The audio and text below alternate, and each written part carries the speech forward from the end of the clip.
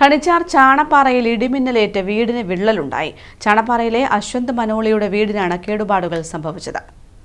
കഴിഞ്ഞ ദിവസം വൈകുന്നേരത്തോടെയാണ് കണിച്ചാർ പഞ്ചായത്തിലെ ചാണപ്പാറയിൽ അശ്വന്ത് മനോളിയുടെ വീടിന് ഇടിമിന്നലേറ്റത്. ഇടിമിന്നലിന്റെ ആഘാതത്തിൽ വീടിന്റെ അടുക്കള ഭാഗത്തും വർക്കേരിയിലുമായി 3 സ്ഥലങ്ങളിൽ വിള്ളലുണ്ടായി. അശ്വന്തിന്റെ അമ്മയും മുത്തശ്ശിയുമാണ് സംഭവസമയം വീട്ടിലുണ്ടായിരുന്നത്. ശക്തമായ ഇടിമിന്നലായിരുന്നുവെന്നും തലനാരിഴയ്ക്കാണ് രക്ഷപ്പെട്ടതെന്നും വീട്ടിലുണ്ടായിരുന്നവർ പറഞ്ഞു.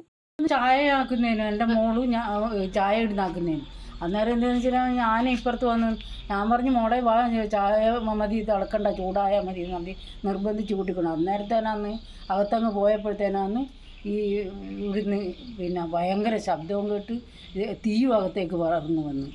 അത് കഴിഞ്ഞ് കുറേ നേരം കഴിഞ്ഞിട്ട് നമ്മളിങ്ങനെ പുറത്തേക്ക് വന്നിട്ട് നോക്കുമ്പോൾ ഇതെല്ലാം കൂടെ ഈ പ്ലാവിൻ്റെ ചോട്ടിൽ വീണ് എന്നിട്ടന്ന് ഭിത്തിക്ക് ഇങ്ങനെ വന്നിടിച്ചിട്ടാണ് ഇത് ഇങ്ങനെയായത്. സമീപ പ്രദേശങ്ങളിലെ വീടുകളിലും ഇടിമിന്നലിന്റെ ആഘാതങ്ങൾ ഉണ്ടായിട്ടുണ്ട്. News bureau, Peravoor.